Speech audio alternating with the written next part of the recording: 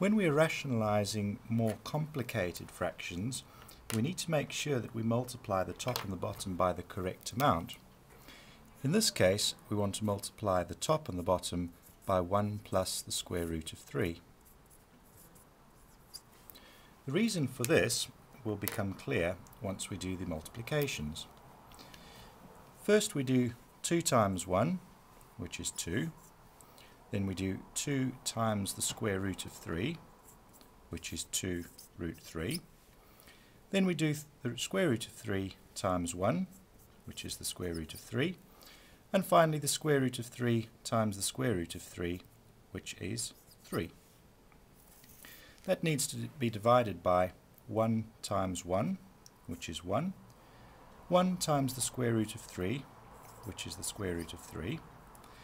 Then the negative square root of 3 times 1 is minus the square root of 3. And finally, minus the square root of 3 times the square root of 3 is minus 3.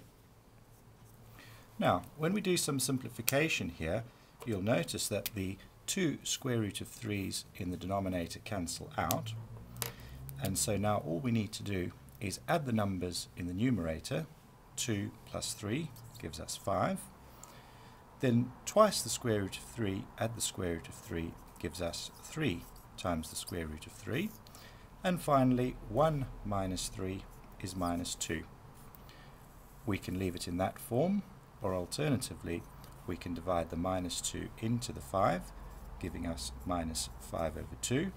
And finally the minus 2 into the 3 root 3 to give us minus 3 over 2 times the square root of 3.